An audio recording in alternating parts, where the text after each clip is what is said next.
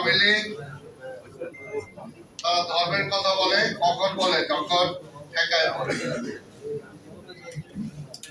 মূলত আওয়ামী লীগ ধর্ম নিরপেক্ষতার কথা বললেও তারা ধর্মহীনতায় বিশ্বাস করে। কোন ধর্মেই তাদের বিশ্বাস নাই। এই আওয়ামী লীগের আমলে যেমনি মসজিদের অপমান তারা করেছেন, তেমনি প্যাগোডার, তেমনি মন্দিরের সব জায়গায় অপমান তারা করেছে। তারা শুধুমাত্র ক্ষমতার জন্য এমন কোনো কাজ নাই যে তারা করে নাই, এমন কোনো কাজ নাই। তাই আজকে দেশটাকে তারা রসতলের দিকে ঠেলে দিয়েছে।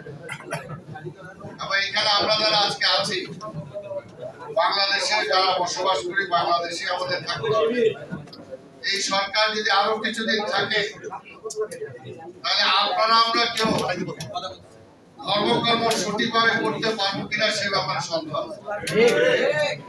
এবং একজন সঠিক মুসলমান হিসাবে, ইমানদার মানুষ হিসাবে বেঁচে থাকতে পারবো কিনা সেটাও সন্দেহ আছে। আর সমস্ত জায়গায় আজকে দুর্নীতি, সমস্ত জায়গায় দুর্নীতি, ঘুষ, উপঢৌকন ছাড়া কোনো কিছু হয় না। আর বর্তমান অর্থনৈতিক অবস্থা এমন পর্যায়ে নিয়ে ঠেকেছে, কোন পরিবার, সচ্ছল পরিবার যদি 20-25 হাজার টাকা ঢাকা শহরে ইনকাম থাকে, তাহলে বুকে হাত দিয়ে বলতে পারবে না যে সৎ পথে সেই ঢাকা শহরে বেঁচে আছে। যে কোনো ভাবে, কোনো না কোনো ভাবে অন্যায়ের সাথে তারা আপোষ করতে হচ্ছে, মিথ্যার সাথে আপোষ করতে হচ্ছে। এর বাইরে বেঁচে থাকার কোনো সুযোগ নাই। তাই আজকে এটা আমাদের প্রতি ফরজ হয়ে গেছে, আমাদের প্রতি ফরজ হয়ে গেছে। কাজেই আমরা যদি আমার ঈমান আকীদা নিয়ে বেঁচে থাকতে চাই, তাহলে যত দ্রুত সম্ভব এই ধর্মহীন সরকারকে ক্ষমতা থেকে নামানো, এটা আমার একটা ফরজ কাজ।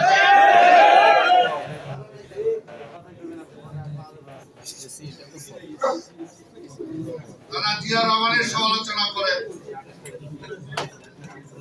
জিয়া রহমানের যে অবদান এই দেশের জন্য, এই অবদানের ধারে কাছে এখন পর্যন্ত আওয়ামী লীগ আসতে পারে নাই।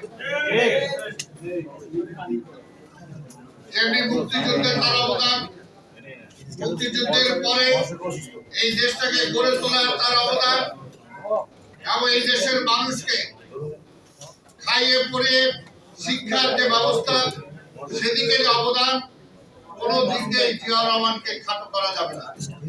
আপনি শিক্ষার কথাই যদি বলি, আজকে এখানে আপনারা যারা আছেন, আপনার মাওলানা আছেন, অনেকে হয়তো মাদ্রাসার সাথেও জড়িত আছেন, সুপারিনটেন্ডেন্ট আছেন। আজকে এমন ব্যবস্থা, শিক্ষা যে ব্যবস্থাটা আজকে বাংলাদেশে চালু হয়েছে, আমাদের ছেলে মেয়েদেরকে কি শিক্ষা দেওয়া হচ্ছে, এই ব্যাপারে কি আমরা সজাগ? এই ব্যাপারে আমরা সজাগ না। আমার ভবিষ্যৎ প্রজন্মকে তারা কোন দিকে ঠেলে দিতে চাচ্ছে, আমরা কি এটার জন্য যে জোরালো, যে একজন মুসলমান হিসাবে, একজন ইমানদার হিসাবে এটার যে প্রতিবাদ করা দরকার, আমরা কি সেই জোরালো প্রতিবাদ করছি? একজন মানুষ হিসাবে, একজন পিতা হিসাবে, একজন মা হিসাবে, একজন ভাই হিসাবে এটা প্রতিবাদ করাটা এই মুহূর্তে ফরজ। ফরজ হয়ে গেছে। যে সমস্ত শিক্ষা কারিকুলামে তারা নিয়ে আসছে, এটা কিন্তু আমরা খুব সিরিয়াসলি নিচ্ছি না।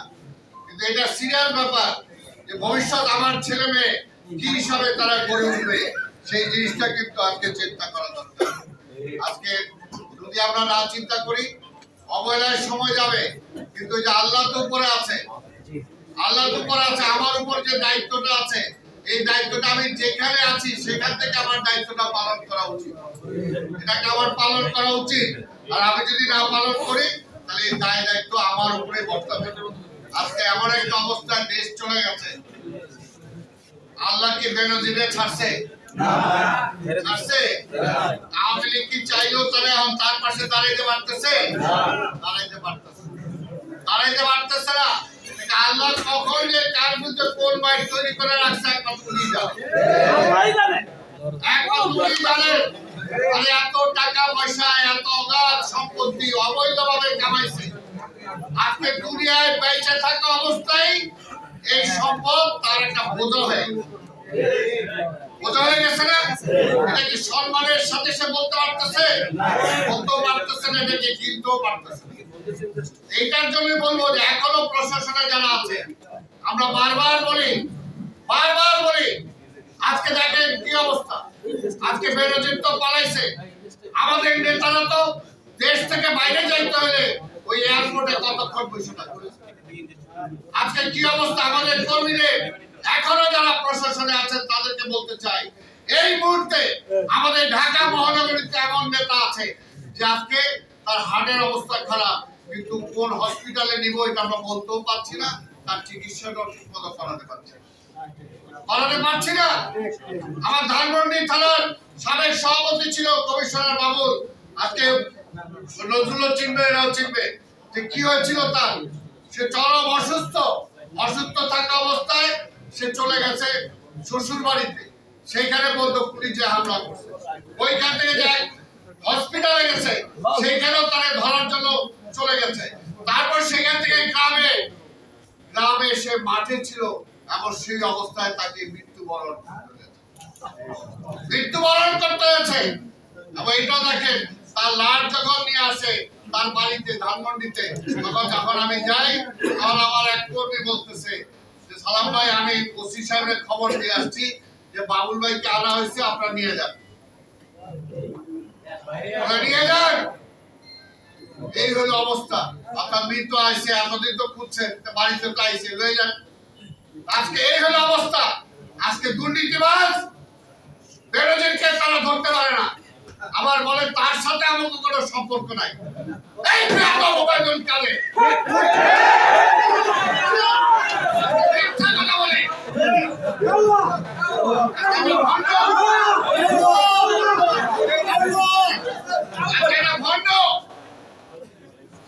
আজকে তার নেত্রী হলো ভণ্ড, নির্লজ্জ, বেহায়া, লজ্জা শরম নাই।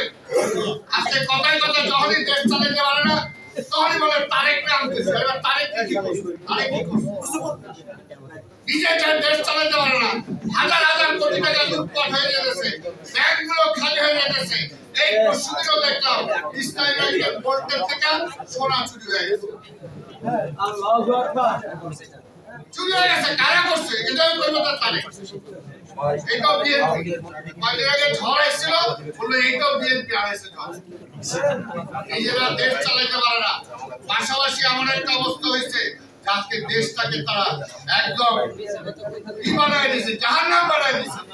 এই জাহান্নামের থেকে বাঁচতে হলে এই যে আপনারা যারা আছেন, আমি জানি আমার চেয়ে ভালো বক্তা সবাই, আপনারা ওয়াজ করেন, বিভিন্ন মসজিদে যান, বিভিন্ন কিছুতে যান, আপনার ধর্মীয় বয়ান করেন, এমন যে কারণে ওয়াজের উপরেও আজকে সরকারের বিধিনিষেধ আছে। তারপরে বলবো আপনারা প্রত্যেকটা এলাকায় আজকে ওয়াজের নামে জনগণকে সত্যিকার দেশের অবস্থাটা তুলে ধরতে হবে, সাহস করে বলতে হবে, ইমানি দায়িত্বটা পালন করতে হবে।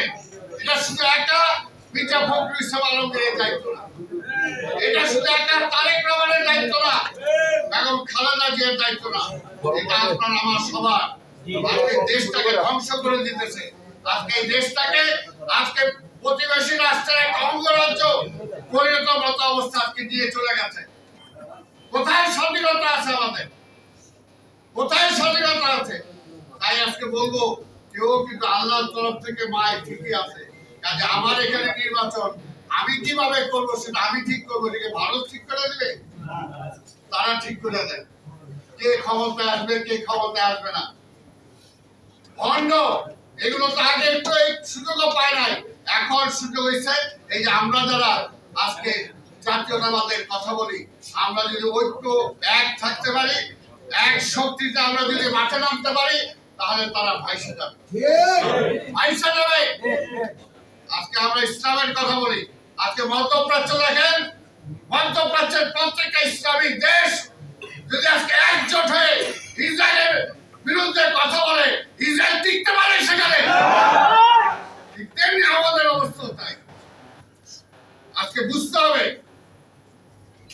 সেটার জন্য আজকে আমাদের সবাইকে ঐক্যবদ্ধ হয়ে আজকে আন্দোলন করে তোলা ছাড়া আমার নিজের স্বার্থে, এটা এমন না যে খালেদা জিয়ার স্বার্থে, এটা এমন না যে তারেক রহমানের স্বার্থে, এটা আপনার আমার সবার স্বার্থে। আজকে ফরজ, যেটা আমি প্রথমে বলছি, এই হাসিনাকে ক্ষমতা থেকে নামানো। তাই আমার ইমান আকীদা সব শেষ। একবার মক্কায় মদিনায় যায় বলে ওই সনদ অনুযায়ী আমি দেশ চালাবো, আরেকবার ভারতে যায় বলে ওদের মত অনুযায়ী দেশ চালাবো, আবার বলে আমি আমেরিকার ইংল্যান্ডের মতো গণতন্ত্র দিব। আসলে ভণ্ড কোনোটাই না, কোনোটাই না। আজকে ক্ষমতায় থাকার জন্য এই বিরোধী এই জাহাজদের উপর নির্ভর করে আজকে এখানে ক্ষমতা আসছেন। তাই বুঝেন, অন্য যারা আছে এখনো যদি না বুঝেন,